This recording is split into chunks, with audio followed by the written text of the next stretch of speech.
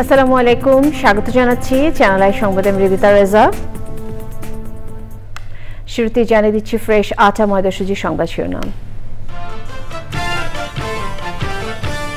আরাকানে corridor দেওয়ার আলোচনাটি স্রেফ গুজব জানালেন জাতীয় নিরাপত্তা উপদেষ্টা। মানবিক করিডোরের নিরাপত্তা ঝুঁকি রয়েছে মন্তব্য।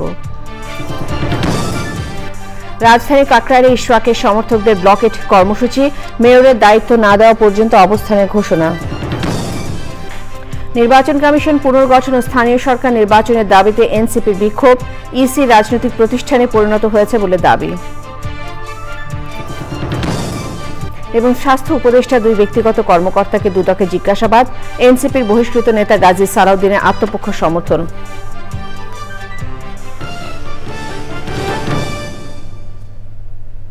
এছাড়াও নিচল টাটা বিশেষ সংবাদে যা থাকছে।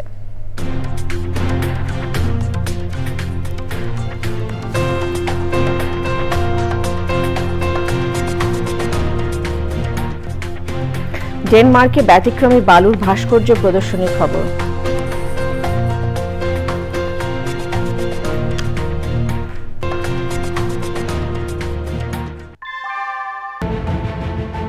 Primacy in build. German technology, Bangladesh's first Thermex rod, Salam Steel Thermex. সংবাদ শিরোনামগুলো জানাচ্ছিলাম। এখনকার এই সংবাদ আয়োজন একই সঙ্গে চ্যানেলের ইউটিউব চ্যানেল এবং চ্যানেলের ওটিটি প্ল্যাটফর্ম আইস্ক্রিনে লাইভ স্ট্রিম হচ্ছে। জাতীয় নিরাপত্তা উপদেষ্টা খলিলুর রহমান বলেছেন, আরাকানে করিডোর দেওয়ার আলোচনাটি স্রেফ গুজব। এই বিষয়ে জাতিসংঘ, আরাকান কিংবা কোনো পক্ষের সঙ্গেই কোনো আলোচনা হয়নি, আর বাংলাদেশ এ প্রসঙ্গে আলোচনা করবেও না। জাতীয় নিরাপত্তা উপদেষ্টা বলেছেন, খাবার ও ত্রাণ পৌঁছে দেওয়ার জন্য যে করিডোরের কথা বলা হচ্ছে তা নিয়ে নিরাপত্তা ঝুঁকি রয়েছে। মোস্তাক মল্লিকের রিপোর্ট। বাংলাদেশে আশ্রয় নেয়া রোহিঙ্গা পরিস্থিতির সর্বশেষ অবস্থা তুলে ধরতে নগরীর ফরেন সার্ভিস একাডেমিতে সংবাদ সম্মেলন। জাতীয় নিরাপত্তা উপদেষ্টা খলিলুর রহমান বললেন, রোহিঙ্গাদের ভার বহন করা বাংলাদেশের পক্ষে আর সম্ভব নয়। রোহিঙ্গাদের নিজ দেশে প্রত্যাবর্তন নিয়ে জাতিসংঘে যে সম্মেলন হবে, বিশ্বের অধিকাংশ দেশের এতে সমর্থন আছে বলে জানান তিনি। একটি জাতীয় গোষ্ঠীকে নিয়ে একটি পরিপূর্ণ জাতিসংঘের সম্মেলন আয়োজন করা একটা অত্যন্ত বিরল উদাহরণ। আগামী 30শে সেপ্টেম্বর জাতিসংঘ সচিবালয়ে এই সম্মেলনটি অনুষ্ঠিত হবে। আমরা প্রথম থেকে ভেবেছি এই সমস্যার সমাধান রোহিঙ্গাদের মায়ানমারে প্রত্যাবর্তন করা। সেখানে এক ধরনের মানবিক সংকট, ভয়াবহ মানবিক সংকট দেখা দিয়েছে। আশঙ্কা হচ্ছে এই অবস্থাতে খাবার না পেয়ে, ওষুধ না পেয়ে লোকজন চলে আসতে পারে। বিশেষ করে রোহিঙ্গারা ভার ধারণের যে সীমা তার বাইরে চলে এসেছে। খলিলুর রহমান বলেন, করিডোর ইস্যু নিয়ে চারদিকে যে হইচই তা গুজব ছাড়া আর কিছুই নয়। মায়ানমারে জাতিসংঘের সাহায্য নিয়ে বাংলাদেশে একটা করিডোর দেওয়ার কথা যে গুজবটা উঠেছে, আমি দ্ব্যর্থহীনভাবে বলে দিচ্ছি, করিডোর নিয়ে আমাদের সঙ্গে কারো কোনো কথা হয় নাই এবং কারোর সঙ্গে কথা হবে না। করিডোরের ব্যাপারটা বুঝতে হবে। করিডোর হচ্ছে একটা ইমার্জেন্সির সময় দুর্যোগপূর্ণ জায়গা থেকে মানুষকে সরিয়ে নেওয়ার ব্যবস্থা। আমরা এখানে কাউকে সরাচ্ছি না। রোহিঙ্গাদের তালিকা, তাদের আঙ্গুলের ছাপ সহ সব তথ্য করে থাকে জাতিসংঘ শরণার্থী বিষয়ক হাই কমিশনারের কার্যালয়ে। তবে এই তথ্য গেল সরকার কখনোই চাইনি উল্লেখ করে খলিলুর রহমান বলেন, ভোটার তালিকা থেকে শুরু করে সব জায়গাতেই রোহিঙ্গারা সমস্যা তৈরি করেছে। সেই ক্যাম্প থেকে 2-4 জন যদি বেরিয়ে যায়, কোথাও চলে যায়, সেটা নির্ভর করা আমাদের জন্য কঠিন। এটা নাম না হলে পরে আপনি কি করে জানবেন জাতীয় পরিচয়পত্রে রোহিঙ্গা নাই? আপনি কি করে বলবেন পাসপোর্ট নিয়ে যায়নি বা ভোটার লিস্টে নাম ওঠে নাই? এই কাজই তো করে নাই ভাই। এখন সেই কাজটা আমরা শুরু করেছি। এক প্রশ্নের জবাবে নিরাপত্তা উপদেষ্টা বলেন, সেনাবাহিনীর সঙ্গে সরকারের সম্পর্ক চমৎকার। Mostafa Mallik, Channel I, Dhaka. বিএনপি নেতা ইশরাক হোসেনকে ঢাকা দক্ষিণ সিটি কর্পোরেশনের মেয়র পদে দায়িত্ব বুঝিয়ে দেওয়ার দাবিতে প্রধান উপদেষ্টার বাসভবন যমুনার প্রবেশ কাকরাইলে বিক্ষোভ করছেন বিএনপির নেতাকর্মীরা।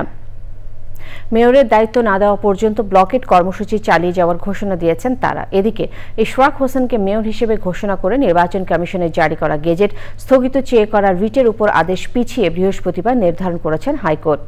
এই মুহূর্তে কাকরাইল মোড়ে আছেন আক্তার হোসেন, আমরা সরাসরি তার সাথে যোগাযোগ করছি। আক্তার, আপনার কাছে সর্বশেষ কি তথ্য রয়েছে বিক্ষোভ নিয়ে?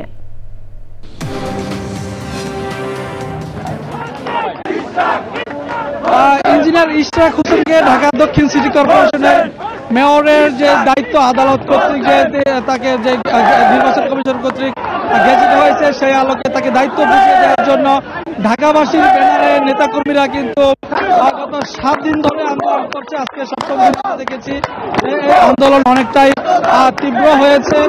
আপনি দেখতে পাচ্ছেন যে কাকরাইল থেকে যে যমুনা অভিমুখী যে রাস্তাটি, অর্থাৎ রমনা পার্কের সামনে যে সড়কটি, সেই সড়কের মুখে অবস্থান নিয়ে কিন্তু আমরা দেখতে পাচ্ছি নেতাকর্মীরা তারা যে মিছিল স্লোগান দিচ্ছে এবং তারা উপদেষ্টা আসিফ মাহমুদ সজীব ভুঁইয়ার পদত্যাগ দাবি করছেন এবং তারা বলছেন যে অবিলম্বে ইঞ্জিনিয়ার ইশরাক হোসেনকে যেন মেয়রের দায়িত্ব বুঝিয়ে দেওয়া হয়, সেই দাবি তারা করছেন এবং তারা বলছেন যে আদালতের নির্বাচন কমিশনের প্রজ্ঞাপন থাকা সত্ত্বেও সরকারের গাফিলতি এবং গড়িমসি করছে তাকে সেই পদে বসানোর জন্য।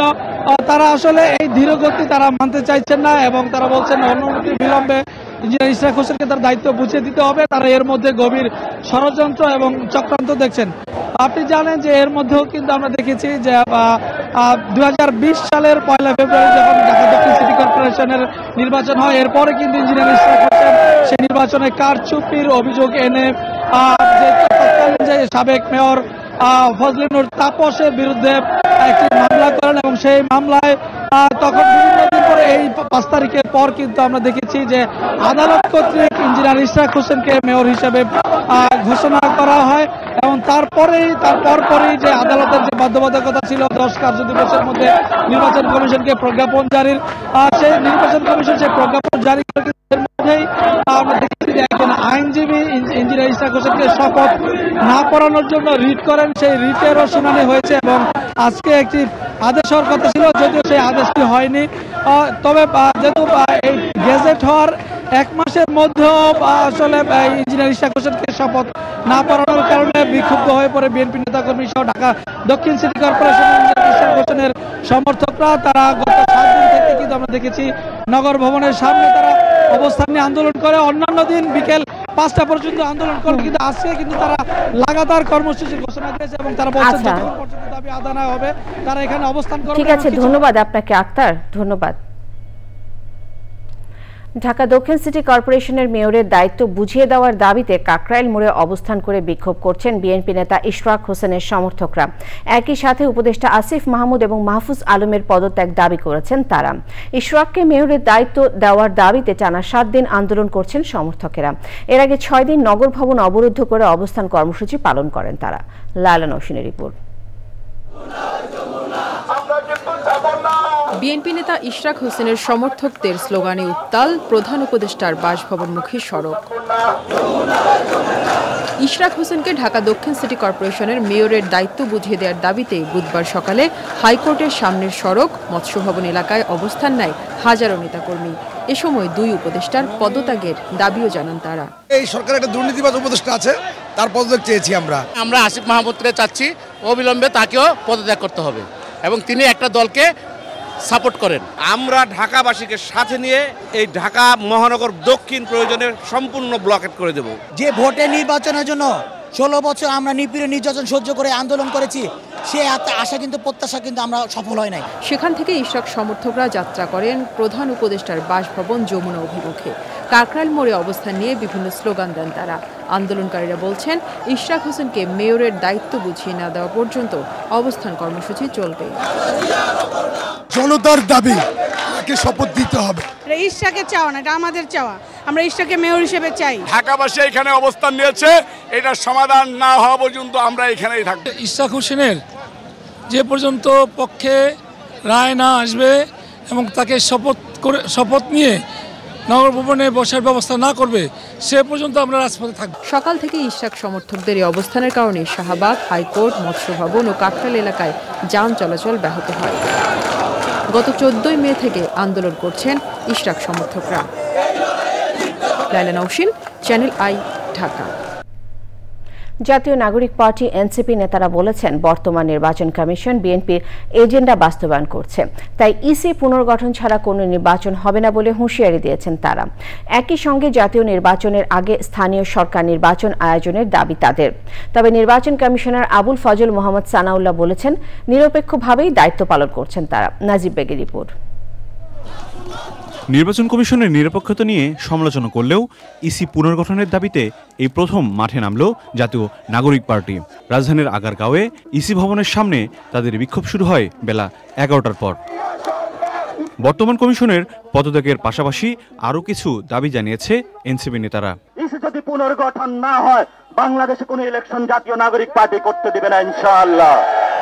এই যে ইসি গঠন করা হয়েছে আমাদের পিছনে, এটা কোন সাংবিধানিক প্রতিষ্ঠান হিসাবে এখন এক্সিস্ট করে না, এটা বিএনপির একটি দলীয় কার্যালয় হিসাবে উপস্থিত হয়েছে। ইসি যদি পুনর্গঠনের পরে ইসির প্রথম টেস্ট হিসাবে জাতীয় নাগরিক পার্টির পক্ষ থেকে স্থানীয় ইলেকশনের আয়োজন করার জন্য ইন্টারিম গভর্নমেন্টকে আহ্বান জানাচ্ছে। ইসি সভা শেষে এনসিপির আনা অভিযোগ নিয়ে কথা বলেন নির্বাচন কমিশনার আবুল ফজল মোহাম্মদ সানাউল্লাহ। রাজনৈতিক কর্মকাণ্ড নিয়ে আমরা কোনো মতামত দিতে চাই না। কুইন্সিং অফ ইলেকশন কোনটা আগে হবে পরে হবে এটা তো নির্বাচন কমিশনের হাতে না। এই পরিবর্তিত পরিস্থিতিতে সরকারই সিদ্ধান্ত নেবেন কোন নির্বাচন আগে হবে পরে হবে। কমিশন সম্পূর্ণ নিরপেক্ষভাবে দায়িত্ব পালন করছে এবং করে যাবে। যে কখনো নির্বাচন কমিশন স্বপ্রণোদিত হয়ে পক্ষভুক্ত হয়েছে কিনা বা আপিল করেছে কিনা আমরা এমন কোনো নজির পাই নাই। সুতরাং আমাদের পক্ষভুক্ত হওয়া বা ইয়ে করার এই আইন আমাদেরকে সুযোগ দেয় না। সবাই রাজনৈতিক দল ও প্রার্থীর আচরণ বিধিমালার খসড়ার নীতিগতভাবে অনুমোদন দিয়েছে EC. Najib beg, channel I, Dhaka. শত কোটি টাকার তদবির বাণিজ্য সহ দুর্নীতির নানা অভিযোগে স্বাস্থ্য উপদেষ্টার সাবেক ও বর্তমান দুই ব্যক্তিগত কর্মকর্তা এবং এনসিপির সাবেক নেতা গাজী সালাউদ্দিন তানভীরকে 2 ঘণ্টা জিজ্ঞাসাবাদ করেছে দুদক। সাংবাদিকের কাছে তারা নিজেদের নির্দোষ দাবি করলেও দুদক বলেছে তাদের বিরুদ্ধে পরবর্তী পদক্ষেপ নেওয়ার আগে বক্তব্যের সাথে তথ্য উপাত্ত মিলিয়ে দেখতে হবে। এনামুল কবির উপমের রিপোর্ট। এবার দুদকের বারান্দায় জাতীয় নাগরিক পার্টির এক সময়ের নেতা ও সাবেক যুগ্ম সদস্য সচিব সালাউদ্দিন তানভীর। সরকারি কাগজ সরবরাহে কোটি টাকার কমিশন, জেলা প্রশাসক নিয়োগ সহ বিভিন্ন মন্ত্রণালয়ে তদবির বাণিজ্যের মাধ্যমে কয়েক কোটি টাকার অবৈধ সম্পদ অর্জনের অভিযোগ তার বিরুদ্ধে। এ বিষয়ে দুদকের জিজ্ঞাসাবাদের মুখোমুখি হন তিনি। যদি ডিসি নিয়োগের ক্ষেত্রে কারো এরকম ভূমিকা থাকে যে কেউ 64 জেলার ডিসি নিয়োগ করছে, মহাশক্তিশালী কাউকে হতে হবে। আমি আশাবাদী দুদক এখানে সঠিকভাবে তদন্ত করবে এবং ইনশাআল্লাহ পরিপূর্ণ এই ভিত্তিহীন অভিযোগ থেকে আমার দায়মুক্তি হবে। একই কায়দায় চিকিৎসক বদলি, তদবির ও টেন্ডার বাণিজ্যের মাধ্যমে শত কোটি টাকার অবৈধ সম্পদ অর্জনের অভিযোগে স্বাস্থ্য উপদেষ্টার সাবেক ও বর্তমান ব্যক্তিগত 2 কর্মকর্তা তুহিন ফারাবী ও মাহমুদুল হাসানকে জিজ্ঞাসাবাদ করেছে দুদক। তুহিন ফারাবী সাংবাদিকদের এড়িয়ে গেলেও অভিযোগ ভিত্তিহীন বলেছেন মাহমুদুল হাসান। ডাক্তারদের বদলি, পোস্টিং, যে আর্থিক লেনদেনের যে বিষয়গুলো, এগুলো আসলে নিউজে লেখা হয়েছে আমার ব্যাপারে, যেটা আমি অস্বীকার করছি। রাশিয়াতে আমি পালিয়ে গিয়েছি লেখা হয়েছিল। তো রাশিয়াতে আমার যাওয়ার কারণ ছিল যে খোকন চন্দ্র বর্মন আন্দোলনে একজন আহত যোদ্ধা, আপনারা সবাই জানেন, তার মুখে রিকনস্ট্রাকশন সার্জারির জন্য আমি রাশিয়ায় যাই তাকে নিয়ে। দুদক বলছে কেউই দায় এড়াতে পারবেন না। ওনাদের বক্তব্য এবং আমাদের কাছে যে অভিযোগগুলো আছে, তাদের বিরুদ্ধে যে অভিযোগগুলো আছে, সেই অভিযোগের বিষয়গুলো তথ্যপাত্র বিশ্লেষণ করে পরবর্তী প্রয়োজন পদক্ষেপ গ্রহণ করবেন। বৃহস্পতিবার স্থানীয় সরকার উপদেষ্টার সাবেক এপিএস মোয়াজ্জেম হোসেনকে জিজ্ঞাসাবাদের জন্য তলব করেছে দুদক। Enamul Kabir Rupam, channel I, Dhaka. জনগণের মূল দাবি নির্বাচনের মোড় অন্যদিকে ঘুরিয়ে দেওয়ার জন্যই নানান নাটক সাজানো হচ্ছে বলে অভিযোগ করেছেন বিএনপি চেয়ারপারসনের উপদেষ্টা জয়নুল আবদিন ফারুক। রাজধানীতে এক আলোচনায় তিনি বলেন, কারো কথা শুনে ইশরাকের শপথ বন্ধ করা হলে তা গর্জিত কাজ হবে। শেখ হাসিনার অসমাপ্ত কাজ সম্পন্ন করতে অন্তর্বর্তী সরকার কাজ করছে কিনা এমন প্রশ্ন তুলেন বিএনপি চেয়ারপারসনের আরও এক উপদেষ্টা আব্দুস সালাম। বিএনপি স্থায়ী কমিটির সদস্য মির্জা আব্বাসের বিরুদ্ধে সাংবাদিকদের প্লট বরাদ্দে অনিয়মের অভিযোগে করা মামলার কার্যক্রম বাতিল করে দিয়েছেন আপিল বিভাগ।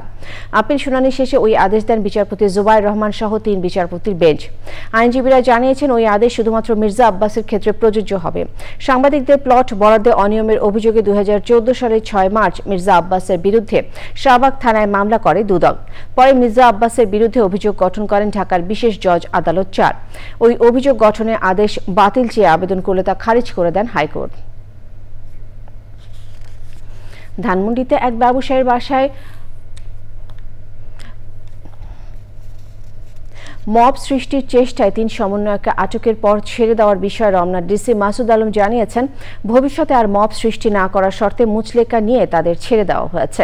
ডিএমপির মিডিয়া সেন্টারে রাজধানীতে আলাদা দুটি চাঞ্চল্যকর হত্যা মামলায় 14 জনকে গ্রেফতার বিষয়ে ব্রিফিংয়ে রমনা বিভাগের উপকমিশনার জানান, রাজধানীতে যে কোনো ধরনের মব সৃষ্টির ব্যাপারে জিরো টলারেন্স নীতিতে ডিএমপি। তিনি জানান, হাজারীবাগে ফটোগ্রাফার নুরুল হক হত্যার ঘটনায় টিকটকার গ্রুপের 10 সদস্যকে গ্রেফতার করা হয়েছে। আরও এক চাঞ্চল্যকর হত্যাকাণ্ড জিগাতলায় আলভি হত্যার ঘটনায় সিসিটিভি ক্যামেরা দেখে সম্পৃক্ত রায়হান ও মুন্না সহ 4 জন কিশোর গ্যাং সদস্যকে গ্রেফতারের কথা জানায় পুলিশ। পরিবেশ, বন ও জলবায়ু পরিবর্তন এবং পানি সম্পদ উপদেষ্টা সৈয়দা রেজওয়ানা হাসান বলেছেন, যেসব শিল্প কারখানা উচ্চ মাত্রায় ভূগর্ভস্থ পানি ব্যবহার করে তাদের কাছ থেকে মাশুল আদায় করবে সরকার। ভূগর্ভস্থ পানির স্তর যাতে কমে না যায় সেজন্য পানির পুনর্ব্যবহারের আহ্বান জানান বিশ্বব্যাংকের country director Gail Martin. Syed Madi অদিতের রিপোর্ট। রাজধানীতে বিশ্বব্যাংকের ওয়াটার রিসোর্সেস গ্রুপ, পানি সম্পদ পরিকল্পনা সংস্থা ও পানি সম্পদ মন্ত্রণালয়ের যৌথ উদ্যোগে ওয়াটার রিইউজ ও রিসাইকেল শীর্ষক সম্মেলন। শিল্পে ভূগর্ভস্থ পানির উত্তোলন বন্ধ করে নীতিমালা চূড়ান্ত করা হচ্ছে বলে জানিয়েছেন পরিবেশ উপদেষ্টা। There is a Water Act in Bangladesh which was supposed to be the parent law with an overarching impact.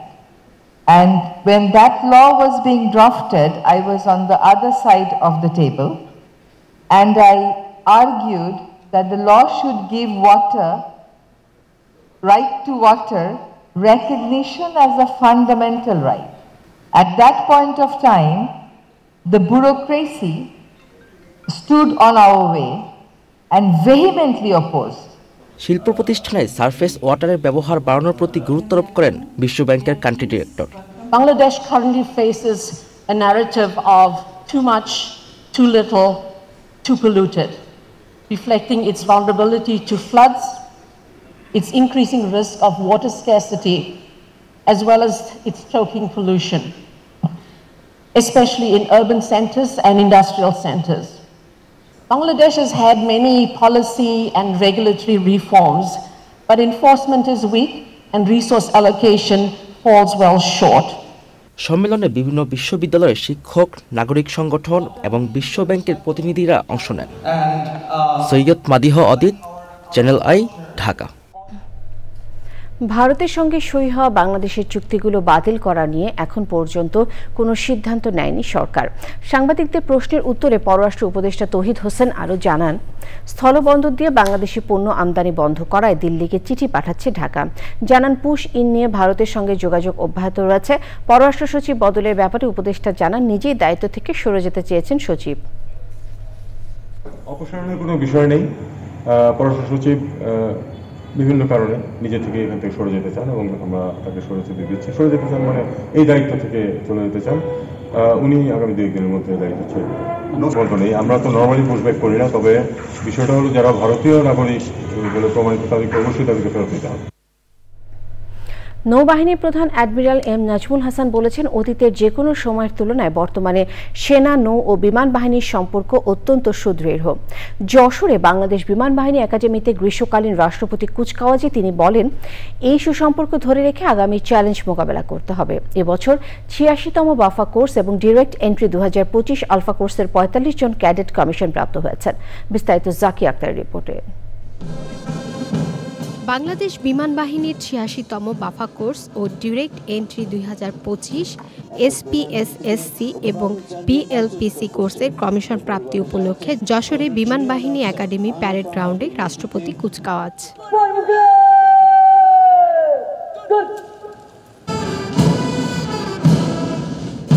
৩ বছর প্রশিক্ষণ শেষে এই কুচকাওয়াজের মধ্য দিয়ে এক নারী ক্যাডেট সহ ৪৫ জন অফিসার ক্যাডেটকে কমিশন ব্যাচ পরিয়ে দেন অনুষ্ঠানে প্রধান অতিথি নৌবাহিনীর প্রধান অ্যাডমিরাল এম নাজমুল হাসান। এবছর বাফা কোর্সের প্রশিক্ষণের সার্বিক কৃতিত্বের জন্য সোর্ড অফ অনার এবং জেনারেল সার্ভিস প্রশিক্ষণের কৃতিত্বের জন্য কমান্ডান্টস ট্রফি অফিসার হয়েছেন ক্যাডেট মোহাম্মদ মুতাসিম বিল্লাহ তানিম। বর্তমান যে প্রশিক্ষণ ধারা বিদ্যমান আছে, এতে করে আমাদের ভবিষ্যতে আমাদের দেশে এই একাডেমি থেকে আরও যোগ্য কর্মকর্তারা এখান থেকে কমিশন নিয়ে বের হয়ে আসবে। রাষ্ট্রপতি কুচকাওয়াজ শেষে বিমান বাহিনী একাডেমির বিভিন্ন ধরনের বিমানের ফ্লাই পাস্ট অ্যারোবেটিক ডিসপ্লে এবং বিমান বাহিনীর চৌকস প্যারাট্রুপারদের হেলিকপ্টার থেকে প্যারাজাম্পিং ছিল অনুষ্ঠানের অন্যতম আকর্ষণ। অনুষ্ঠানে নৌবাহিনীর প্রধান বলেন, বহির্বিশ্বে বাংলাদেশ বিমান বাহিনী ভাবমূর্তি উজ্জ্বল ও সুদৃঢ় করেছে। দেশমাতৃকার যে কোনো প্রয়োজনে সশস্ত্র বাহিনী একসঙ্গে কাজ করবে। বাংলাদেশ সশস্ত্র বাহিনীর সদস্যগণ অতীতের মতো বর্তমান এবং ভবিষ্যতেও দেশের যে কোনো ক্রান্তি লগ্নে সরকার কর্তৃক প্রদত্ত দায়িত্ব পালনের জন্য সদা সর্বদা প্রস্তুত থাকবে। রাষ্ট্রপতি কুচকাওয়াজে কূটনৈতিক মিশনের সদস্যবৃন্দ, সামরিক ও অসামরিক উচ্চপদস্থ কর্মকর্তারা যোগ দেন। Zakia Akter, channel I, Jessore. নতুন কিংবা পুরনো সব ধরনের আবাসন এলাকাতেই দিনে দিনে বাড়ছে ছাদ কৃষি। ঢাকার অভিজাত আবাসিক এলাকা বারিধারা ডিওএইচএসে এমনই এক আয়োজন করেছেন সালমা মান্নান। 2 দশক ধরে কৃষি ও প্রকৃতির প্রতি ভালোবাসা থেকে তিনি গড়ে তুলেছেন এক সবুজ ছাদ কৃষি। বিস্তারিত জানাচ্ছেন শাইখ সিরাজ। 2 দশক আগে এই 6তলা বাড়ি নির্মাণ করেন সালমা মান্নানের পরিবার। তখনই তিনি স্বপ্ন দেখেছিলেন বাড়ির ছাদ হবে সবুজ আবৃত, গাছগাছালিতে ভরা, অনেকটা গ্রামের আদলে এক ফসলি উঠোন। কৃষির সাথে বা গাছগাছালি পছন্দ করেন কত বছর, কবে থেকে? আমি অনেক দিন ছোট থেকে। এই যে স্ট্রাকচার প্রথম ছিল পায়ার উপরে, তখন অনেক গাছ, যেমন গোল্ডেন শাওয়ার টাওয়ার এখানে ছিল, নাইট কুইন টাইট, সবগুলো উঠাইয়ে, আর জামরুল এত ভালো ছিল। এবার মানুষের কইছে না ফুলকপি পাড়ায় মেরে ফেলছে, এখানে আমি করায় 20টা চারা লাগাইছিলাম। আচ্ছা আচ্ছা, ওগুলো খাই এই যে আলু পাতা লাগাইছি, আবার সবাই দিতে পারি। এই 2 স্তর বিশিষ্ট ছাদের এক প্রান্ত থেকে আরেক প্রান্তে ফল, শাকসবজি, লতাগুল্ম আর বাহারি ফুলে সাজানো। আপনার এখানে শাকসবজি যা হয় কতটুকু আপনার কিনতে হয়, কতটুকু এখান থেকে পান? যেমন শাক টাক তো সবাইকে দিতে, কয়দিন খাবেন, কয়দিন খাবো, হয়তো একটুখানি বুনলেই তো অনেক হয়, লাল শাক অনেক হয়, আপনার নিজের তো হয়ে যায়, আবার দেওয়া যায়। সবুজ এই উদ্যোগে সাড়া মিলেছে প্রতিবেশীদেরও। ছাদের উপরেও এমন এক অরণ্য গড়া যায়, তা এখানে এসেই পাওয়া গেল। সালমা মান্নানের নিজস্ব আগ্রহ, উদ্যোগ থেকে এটি সম্ভব হয়েছে। শুধু তাই নয়, তিনি তার এখানকার উৎপাদিত শাক সবজি, ফলমূল আত্মীয় স্বজন, প্রতিবেশীর মাঝে বিলি করেই অনেক বেশি আনন্দ পান। যেমন আনন্দ পান তিনি তার এই কৃষির চর্চা করার জন্যে, এবং তার দেখা দেখি এই অঞ্চলে ছাদ কৃষির সংখ্যা প্রচুর বেড়েছে। ঢাকার বারিধারা ডিওএইচএস থেকে শাইখ সিরাজ, চ্যানেল আই। এ নিয়ে বিস্তারিত প্রতিবেদন দেখবেন আগামীকাল বেলা 3টা 5 মিনিটে হৃদয় মাটি ও মানুষের ডাক অনুষ্ঠানে। সময় হলো বিরতি নেবার। বিরতির পর আরও সংবাদের সাথে জানিয়ে ফিরব। 11 সপ্তাহ পর গাজায় সীমিত ত্রাণ প্রবেশ করলেও বিতরণ হয়নি। খাদ্য সংকটে চরম দুর্বলতায় ভুগছেন স্থানীয়রা। ফিরে এলাম বিরতির পর। 11 সপ্তাহ অবরোধের পর গাজায় সীমিত পরিসরে ত্রাণ সহায়তা প্রবেশ করলেও তা বিতরণ শুরু হয়নি বলে জানিয়েছে জাতিসংঘ। সংস্থার মুখপাত্র স্টিফেন ডুজারিক বলেছেন, ক্যারেম শালোম ক্রসিং দিয়ে মঙ্গলবার প্রায় 100টি পণ্যবাহী ট্রাক গাজায় পৌঁছলেও ইসরায়েলি কর্তৃপক্ষের অনুমতি না মেলায় তাদের কর্মীরা ওই পণ্যগুলো ফিলিস্তিনিদের মধ্যে বিতরণ করতে পারেনি। এতে চরম দুর্ভোগে পড়েছেন গাজা উপত্যকার বাসিন্দারা। খাদ্যের অভাবে সেখানকার মানুষ পশুর খাবার ও বালুযুক্ত আটা খেয়ে ডায়রিয়া ও চরম দুর্বলতায় ভুগছেন বলে জানিয়েছেন সংবাদ মাধ্যম আল জাজিরা। নিটল টাটা, বিশেষ সংবাদ।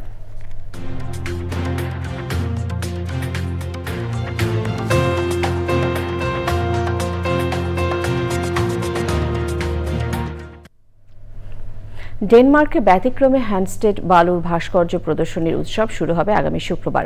এরই মধ্যে বালুর ভাস্কর্য নির্মাণ সহ নানা আয়োজন সম্পন্ন হয়েছে। এবারের উৎসবে কৌতুক অভিনেতা চার্লি চ্যাপলিন, মিস পিগি সহ নানান ধরনের বালুর ভাস্কর্য স্থান পেয়েছে। এতে বিভিন্ন দেশের 16 জন শিল্পী অংশ নিয়েছেন। আয়োজকেরা বলছেন উৎসবে 60,000-এরও বেশি দর্শনার্থীর অংশ নেওয়ার সম্ভাবনা রয়েছে। পূবালী ব্যাংক বাণিজ্য সংবাদ।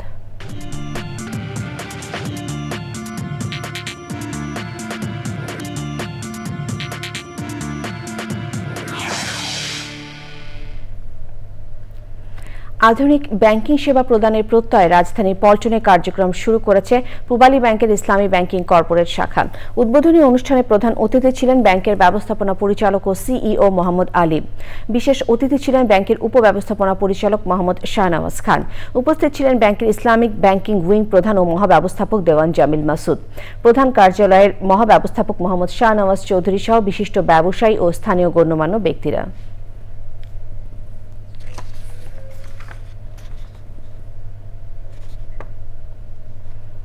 আবারও বিরতি নিচ্ছি, ফিরে এসে যা দেখবেন।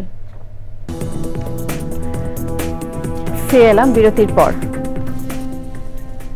আম উৎপাদনের শীর্ষ 10-এ থাকলেও নানা বাধায় রফতানিতে পিছিয়ে বাংলাদেশ। তবে এবার প্রথমবারের মতো চীনে 50 টন আম রফতানি করার সিদ্ধান্ত নেওয়া হয়েছে। আমের সঙ্গে যাবে কাঁঠাল ও লিচু।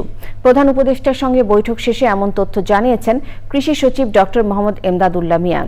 নগরীর ফরেন সার্ভিস একাডেমিতে প্রধান উপদেষ্টার প্রেস উইং আয়োজিত সংবাদ সম্মেলনে এমদাদুল্লাহ মিয়ান বলেন, দেশভিত্তিক পরিসংখ্যান বিশ্লেষণ করে কিভাবে আমের রফতানি বাড়ানো যায় সে বিষয়ে কর্মপরিকল্পনা নেওয়া হয়েছে। এছাড়া কৃষিকে জনপ্রিয় করতে অ্যাপসের মাধ্যমে প্রচারণা চালানোর ব্যবস্থা করা হয়েছে। সঠিকভাবে সংরক্ষণ করে চামড়ার ন্যায্য মূল্য পেতে সারা দেশের মাদ্রাসা ও এতিমখানায় বিনামূল্যে 30,000 টন লবণ বিতরণ করবে সরকার। সচিবালয়ে কোরবানি ব্যবস্থা সংক্রান্ত কমিটির বৈঠক শেষে বাণিজ্য উপদেষ্টা শেখ বশিরউদ্দিন একথা জানান। গত বছরের তুলনায় এবার চামড়ার দাম বাড়বে বলেও আশা করছেন উপদেষ্টা।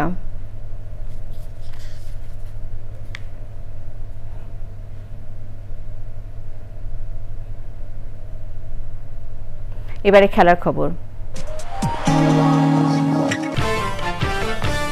আরাকানে করিডোর দেওয়ার আলোচনাটি স্রেফ গুজব বললেন জাতীয় নিরাপত্তা উপদেষ্টা। মানবিক করিডোরের নিরাপত্তা ঝুঁকি রয়েছে মন্তব্য।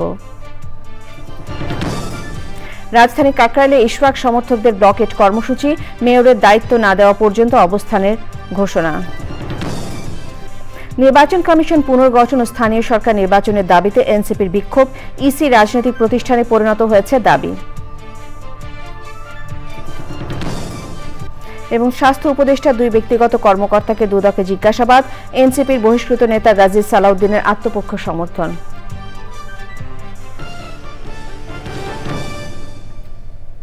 চ্যানেলের সর্বশেষ সংবাদ জানতে ভিজিট করুন channelonline.com-এ। যুক্ত থাকুন আমাদের সোশ্যাল মিডিয়া প্ল্যাটফর্মগুলোর সাথে।